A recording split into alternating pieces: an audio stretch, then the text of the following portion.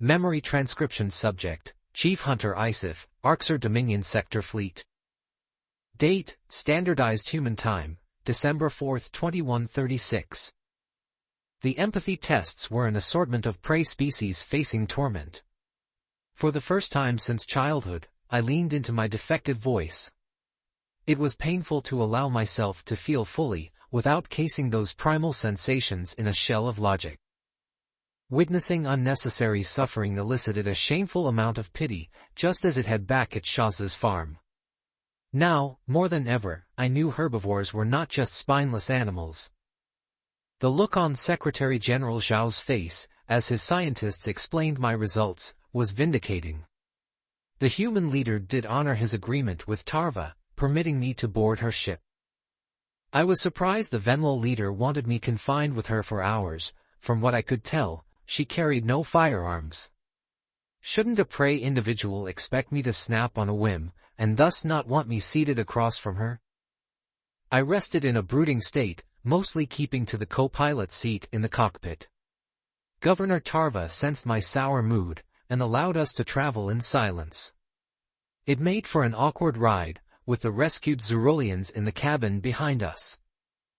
The Venlil possessed more patience than myself, coaxing the quadrupeds to indulge in basic self-care. Her constant reassurance and crooning tone grated on my nerves whenever she ventured back to their locale. Thank the prophet we're almost to Venlil Prime. My pupils snapped toward Tarva, as she returned to the cockpit once more.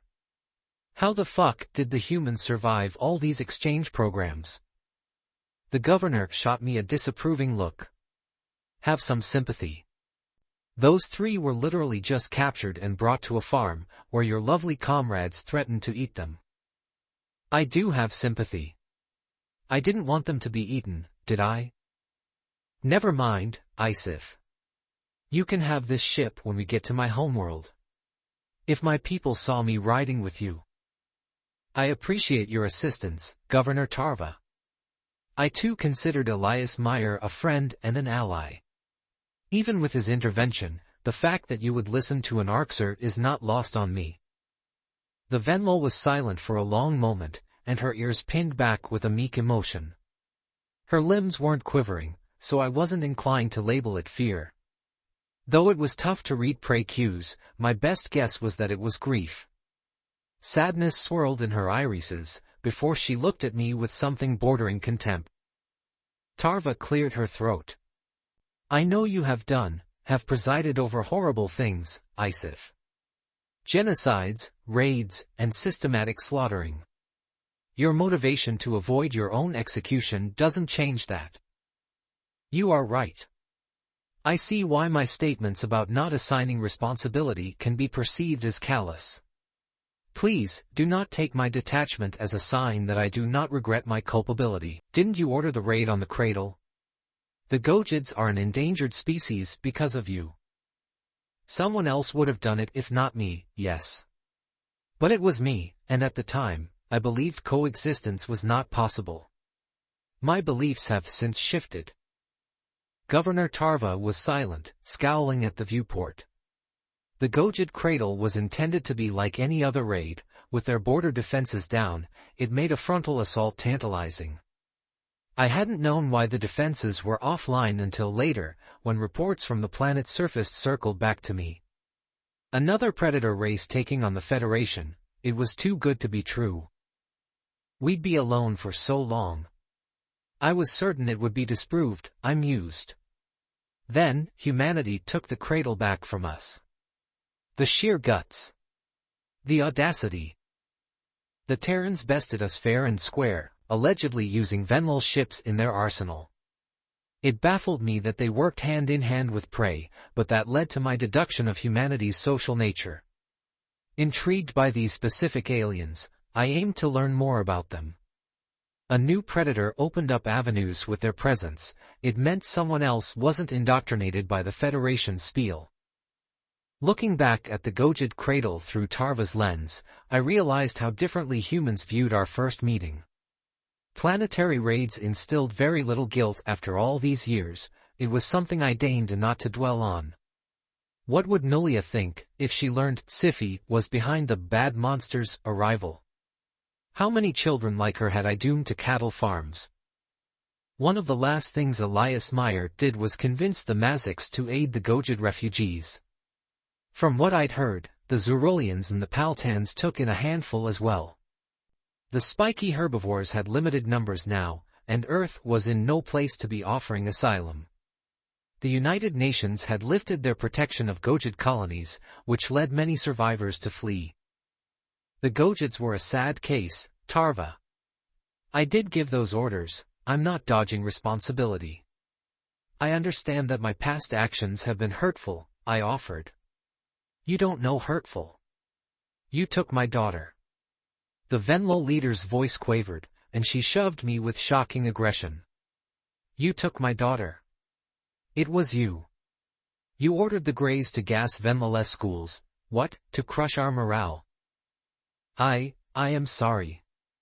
I had no idea that you were personally affected by our raids, and you do not deserve that. Whether I directly ordered this instance or not, the Arxer who did it reported to me. They were under my command. I took no actions against routine attacks, certainly nothing to draw suspicion. It was just routine, huh? I fucking know you feel empathy, and you could have done things differently. Why did you have to be so cruel? I will not disrespect you by making excuses for myself. If there was any way I could undo the past, I would, Tarva. But I cannot. Your hatred and inability to forgive me, it is understandable. The Venlo governor swiped at the tears in her eyes, and I felt a strange urge to place my tail on her shoulder. My logical brain reminded me I was the last person she'd want comfort from. Most species love their children, referencing their loss as the greatest pain imaginable. That was why the Dominion learned to target the youth. Perhaps if my nurturing instincts had been cultivated better, I could understand. Tarva cleared her throat. I am willing to work with you, but I will never forgive you. I cannot forget what you've done. Your animosity is justified. My only atonement is to pave a better future, so that this will not happen again, I hissed. That is my sincere hope. I will do everything in my power to protect Venlokind. You must have had a difficult life, Isif. To never be allowed to express your emotions, forced to fit in with despicable people. You deserve a friend. I just cannot be that friend, even if Elias would have wanted me to. Silly leaf licker. No prey will befriend me. The Zerulean mishap proved that, yes. In real life, sure. It would be best if they didn't know who you are. You can talk anonymously on the internet though. General Jones gave me this holopad over here, said you'd want it back. Seriously, Tarva? You think that holopad is meant to join some Federation chat room? I have nothing in common with you people. That's just my advice. I think it would be good for you to understand us hunting challenged races better. To express your empathetic side, and not to be alone. I offered a dramatic huff, and turned away from Tarva to reinforce my disdain. My paws did snatch the holopad, though I was suspicious that General Jones may have tampered with it. The Terran officer had returned my standard-issue device as well, and inspected it closely. Whatever purposes I used these electronics for, should be certain I was okay with humans viewing them. Governor Tarva was attempting to be empathetic, but her suggestion was lunacy. What good would it be to get attached to a prey alien, when I might have to kill and butcher their kind later? What had relaxing my guard around Nulia accomplished? All discourse with the herbivores resulted in was guilt. Hours later, alone on the ship with my thoughts, I set course for my spy station. Governor Tarva bade me farewell, after supplying me with meat rations from the local factories. Knowing the Venlo's anti-carnivore values, the generosity of that offering couldn't be understated. I wondered if this was the start to building a bridge of trust. We would never be friends, but partnership wasn't out of the question. That was all a moot point, if I didn't return to commanding my sector. Arxer were solitary creatures, who cared little for others' welfare. However, if I didn't check in soon, the Dominion would start asking questions for practical reasons. I needed to drum up an explanation for why I'd lost my own vessel and returned in a Venmal transport. Perhaps the human's tooth drive could help you. Why haven't you given it more than a cursory glance? Instead of crafting my story, I was learning how to navigate through the Federation Internet. Passing close to our FTL backdoor with Milo, the Dosur home world, I'd been able to establish a connection. As small rodents, the Dosur weren't at the top of our meal list. They were the least valuable species in my sector.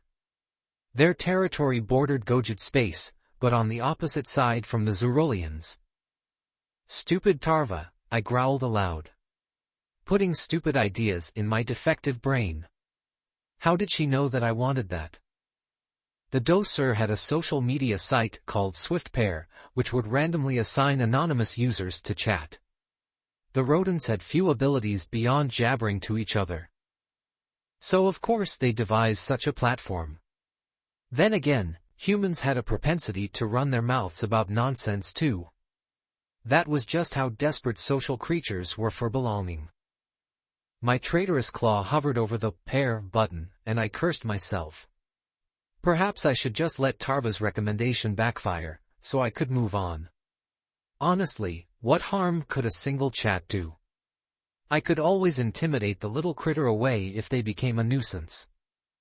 I clicked the button, and the algorithm found a chat partner in a half-second. The public profile classified this Dosur as a mid-20s female located on a space station. "Hi," I typed hesitantly. "How's it going? Please tell me you're not just on here to flirt," came the instant reply. I swear, it's like this became a dating app overnight. What? I don't know why I'm here, but it's certainly not for that. Good, 'cause I will block you if you're lying. So I'm Felra, and I'm a spaceship inspector. Catching every slapstick, half-assed repair job the Human Alliance throws at us. You work with humans? Not directly. We just let their allies marshal some forces at the old Fed spots. The UN is talking about an exchange program, but we're the smallest species in the galaxy. Problematic. There was a pause, before the Dosur typed another message. What's your name? Nerves crept into my throat. Not only did I have little clue how to sustain conversation with an herbivore, but my real name was infamous. Word must have gotten around about the sector's chief hunter, after my broadcast on Earth. It wasn't like I could tell Felra that I was an Arxer. It would stop her little heart, assuming she believed me. Sci-fi, I decided. That's adorable. You must get that a lot, but props to your parents. I do not wish to discuss my parents. Sorry, I didn't mean to offend you. What do you do for a living, Sci-fi? I bomb planets, execute people for empathy, and farm sapiens, I quipped aloud. This and that was the actual reply I sent her.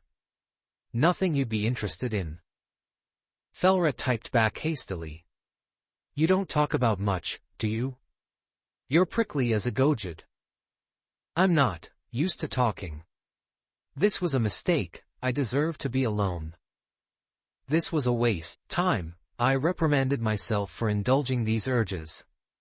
There was no telling how the humans were faring at Silas, and I needed to check back in with the Dominion fleet soon. Rather than making preparations, I was chatting with a creature that resembled an earthed mouse. Had the loneliness really been this crippling for all these years? A banner popped up on the app, indicating that Felra sent a friend request. I had no clue what was going through that Dosur's tiny brain, but she must have been meaning to block me. As I prepared to fire up my Arxer communicator, I made out the rodent's next message. It read, "No one deserves to be alone." Snorting in amusement, I accepted the request before dipping offline. General Jones should have kept this Terran holopad, so I wouldn't get sidetracked on prey-like pastimes. The human officer knew I was defective, and didn't take precautions to suppress these tendencies. Wasn't that what she meant about getting myself killed? There was no guarantee Felra would respond to future messages, but I wasn't going to squander more time. With my direct course for the spy habitat, the Arxer Dominion required notification of my vehicle change. I entered my credentials, before pinging my headquarters.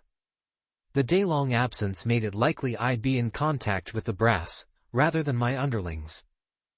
It was time to put on the facade for our government, and resume my role as Isif the Fanatic. Prophet Descendant Giznoll accepted my video call. Is there a reason you've been avoiding your check-ins, Isif? For a less faithful hunter, what would have you executed? Your savageness, I take it you know that I visited Earth. Shaza is a fool, and your wise decree was for us to settle the dispute, I explained.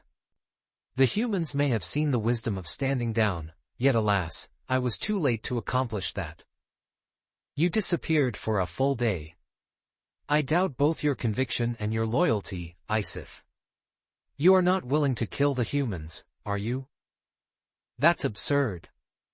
I am gathering intelligence on Earth, in case we need to fight the leaf-licking apes. I don't care about humans. I want betterment imposed on the galaxy, at any cost. Hallowed Prophet, they can learn to drink from the river of cruelty. You knew this yourself. It was unclear whether Giznoll believed my argument, but he had opted not to kill me on sight.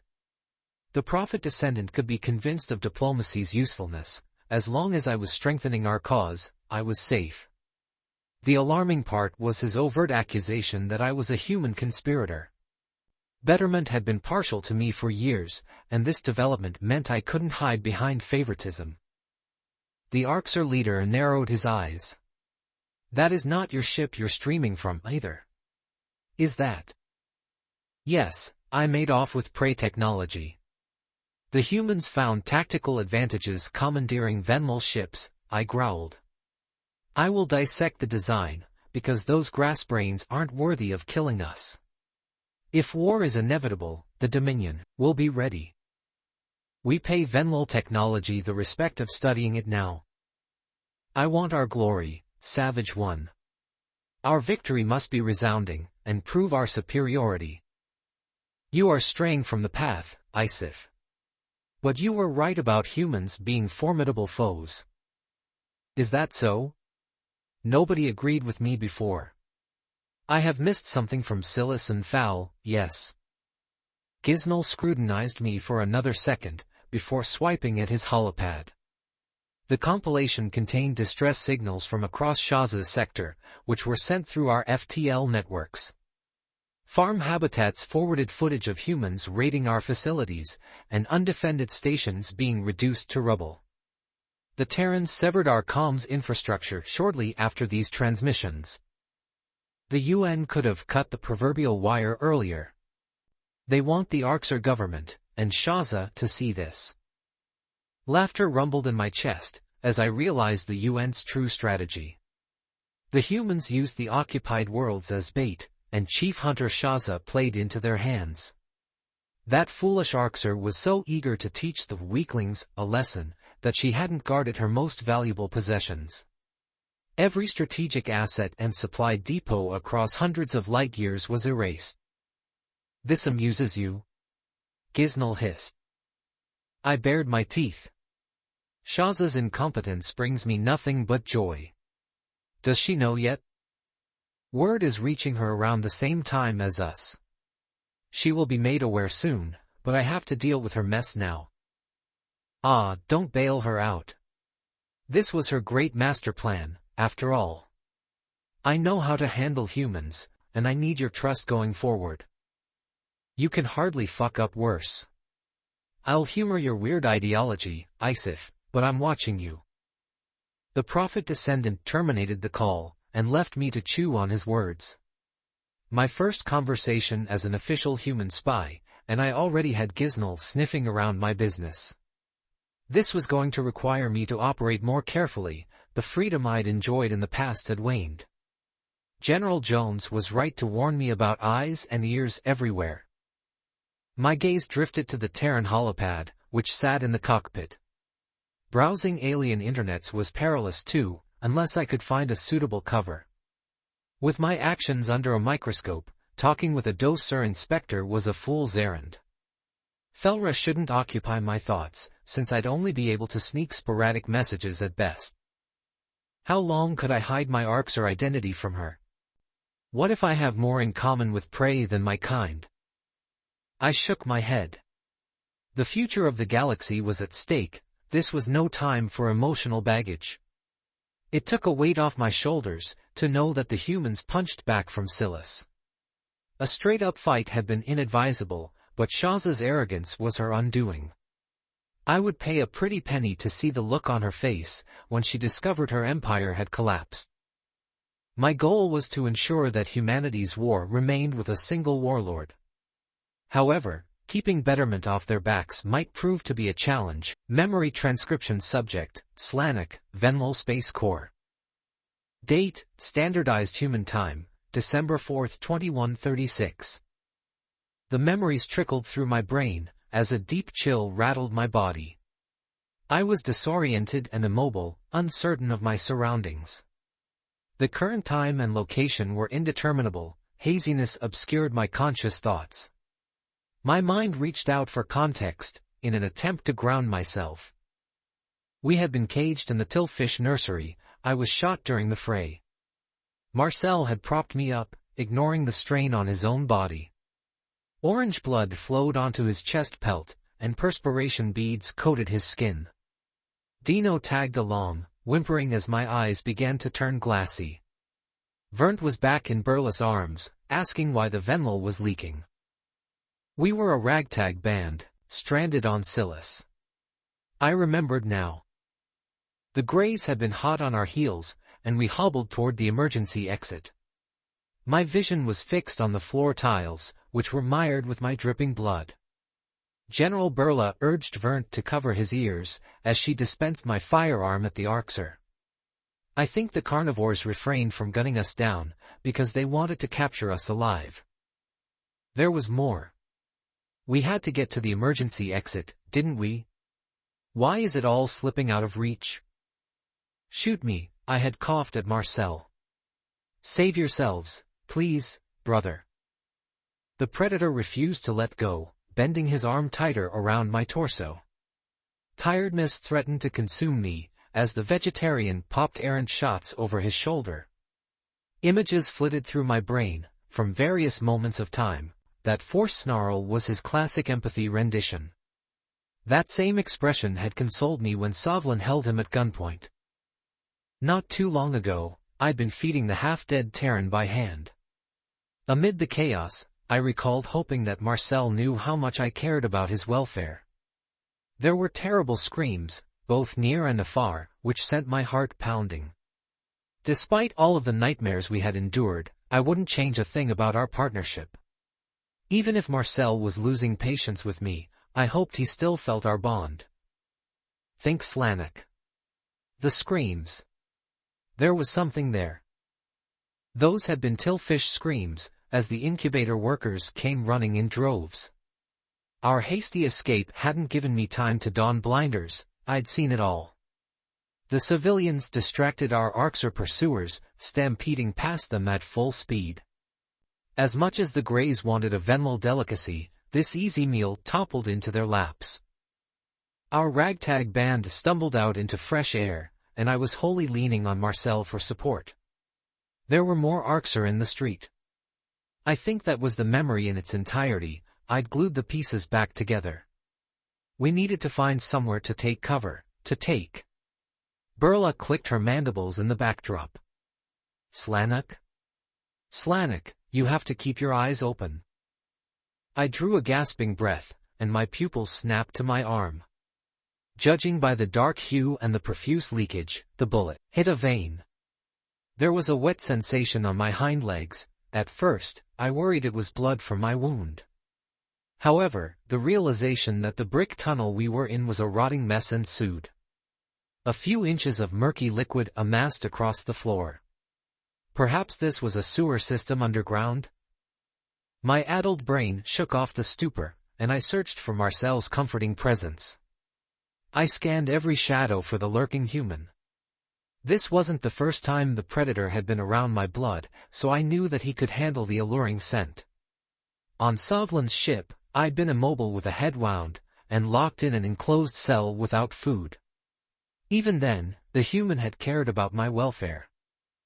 There was no reason a vegetarian who loved rescuing animals should need to get away from blood. Humans weren't drawn to it like the Arxer. I'd never seen them react positively to a whiff of it. That ruled out that explanation for why my friend was missing.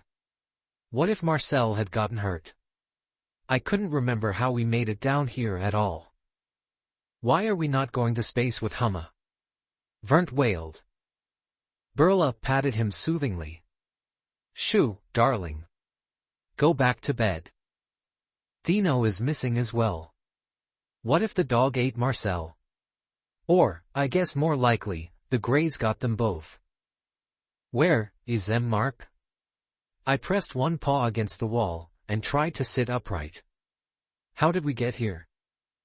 The Tillfish General blinked with concern. You don't remember? The human carried you into an access hatch, and checked that it was clear. He put you down, told me to patch you up, but I don't have anything for first aid. Okay. Where is he now? Said something about hearing Arxer in the tunnels took that feral quadruped. Dino, Mama.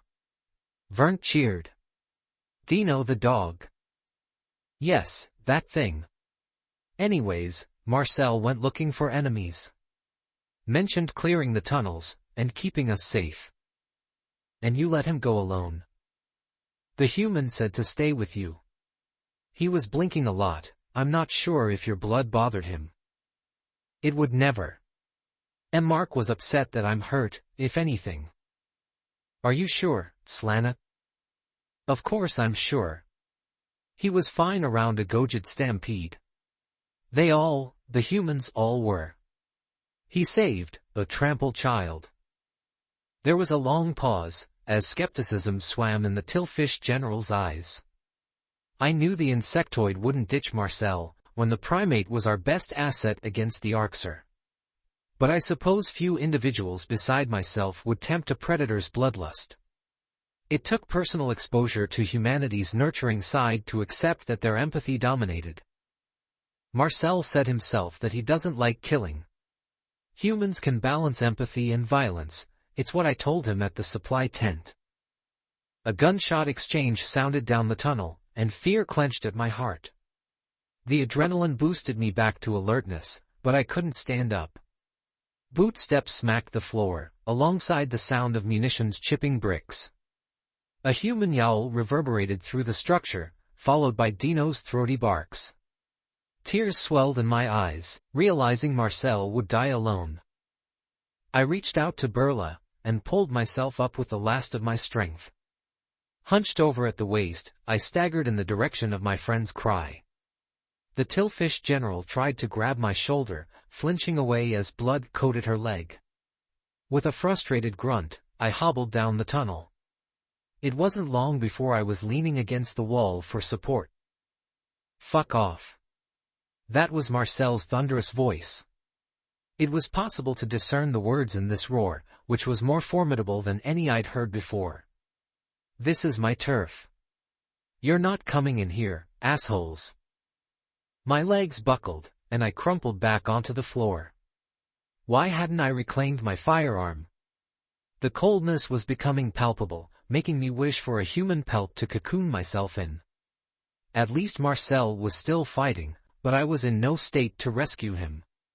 My pupils fluttered in his direction, as I sucked in some wheezing breaths. The human was hugging a wall corner, and I could see his teeth flash from here.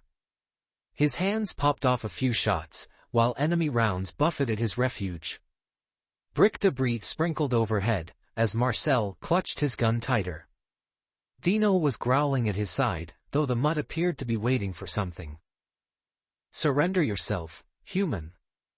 We have room for an honorable prisoner, a bone-chilling voice called out. A maniacal laugh emanated from Marcel.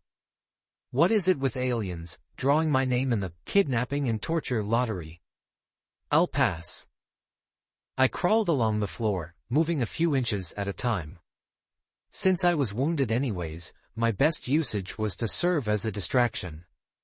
The Arxer might wish to collect me as cattle, and that could give Marcel the clear shot he needed. The chances of us surviving Silas were slim overall, but the Terran would fare better without my dead weight. Scuttling noises echoed behind me, and Burla came racing down the hallway.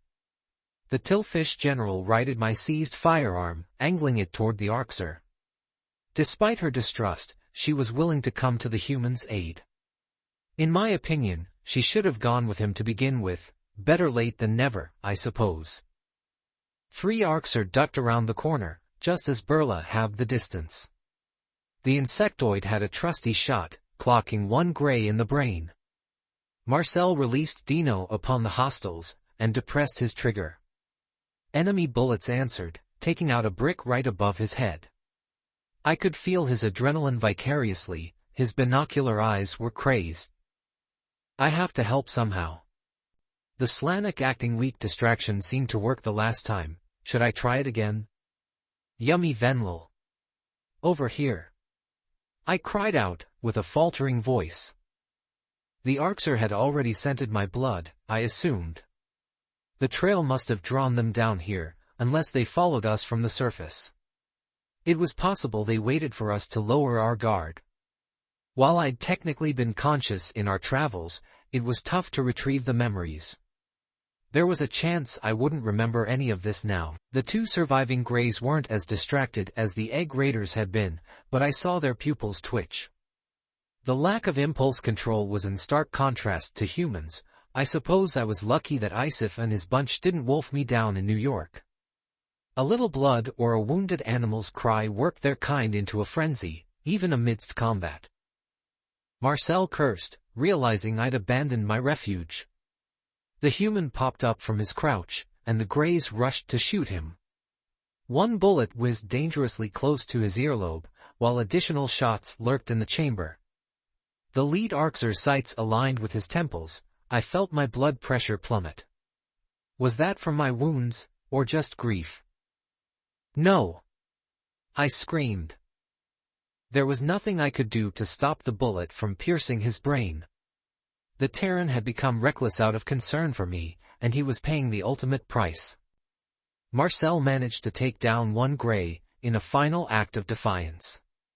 The next thing I heard was a deafening boom, as the monster shot my best friend. The Predator's head snapped back with unnatural speed, and he crashed onto his back. I screamed as the human lice splayed out on the floor. Dragging myself on all fours, my toes bled from the frantic pace. My frayed vocal cords screeched his name, while warm tears ran down my face. The grief I felt was a chasm in my chest, an all-consuming sadness. Burla dispatched the final Arxer, and scuttled over to Marcel's side. I managed to reach the Predator's body, which was still warm to my touch. It was tough to see through blurry vision, but his hair didn't look like a deeper red than usual. The blood was imperceptible to my eyes. Perhaps I didn't want to see it. My brain must be imagining the rise and fall of his chest, or he was slipping away right now. I'm sorry, I whispered. You were the best friend I ever had. I failed you. I always failed you, and Marcel. Don't leave me. Why did my human have to die? Why? My emotions devolved into an incoherent whirlwind, and I released a visceral wail. I slammed my good arm into his gut, furious at the universe. A high-pitched yelp came from beneath me, and Marcel's corpse shifted. My vision refocused on him, watching as he moved an arm to his head. The human's eyelids fluttered, and a grimace crossed his face. My best friend pinched his nose. Oh God, that rung my bell. The grief that was fueling me dissipated. I clung to his warm chest with sobs of relief, and Dino came over to lick his face. Marcel pushed the dog away, an instinctive snarl on his lips. He unclipped his helmet, inspecting it with amazement. I gasped at the nick in the cloth lining. The bullet had grazed my human on the dome. The red-haired soldier hoisted himself up, clutching me to his chest. I felt his wonderful fingers fiddling with my ears, and muled my adoration. Alarm coursed through my veins, as Marcel stumbled. His skull absorbed much of the impact, the Terran might well be concussed. But he was blissfully alive, and that was music to my ears. I love you, Mark, the same as I did my flesh and blood brother. I care about you so much, I whispered in a faint voice. I know I disappointed you. But you never disappointed me. His hazel eyes moistened. What did I tell you? I got the best Venlil. I'm only disappointed in how you view the world. It took Marcel an agonizing minute to retrace his steps and arrive at our impromptu base. The predator sank against a wall and leaned his head back. He allowed me to burrow into his stomach, snarling through his exhaustion. Vernt was giddy at the Humma's return, though his mother kept him at a distance. Marcel peeked at my arm, and his mental fog vanished. He snapped at Berla, livid that she hadn't tended to my wounds. The Tillfish general cowered at his ferocity, but I could tell he was just rattled. My human knew how close he came to dying. It didn't help his mindset to reckon with my critical condition. The human cleared his throat. This might hurt, okay? Everything is going to be all right, Slanek. I'm not going anywhere. Please forgive me. There's nothing IW wouldn't do for you. I wrapped my tail around Marcel's wrist, and tensed up as he stitched my wound. I don't want to leave any bad blood between us. You hurt my feelings, that's all. Vernt should be institutionalized for liking me. I'm that terrible to my best friend? It's, and not like, OW. I'll like you. But things about you should trigger fear at first. Why? You know the Federation lied to you. They lied about us, omnivores like the Tillfish, and basic biology. I'm telling you it was all lies. Predator disease and feral predators are their ideas too. Stop regurgitating them. There are people with predator disease. They hurt people. But predator disease isn't just assigned to violent sociopaths. It's used on anyone who's wired differently. Do you realize by the Federation's definition, you have predator disease? No. That's crazy, Mart. I know. I fucking know. Mental health is a complicated thing, with thousands of conditions with unique attributes. Not all of them are violent. Not all of them need to be erased. Marcel finished patching me up, and retrieved a radio from his supplies. I mulled over his words, though my brainpower was running on empty. If predator disease was another vessel for Federation lies, that meant we were locking away harmless people. No wonder my human was upset with my suggestion for Vernt. It was the same as how Dr. Zarn wanted to treat me for defending Marcel. So there are different types of predator disease, with different causes and manifestations. And we use fear to ostracize every patient.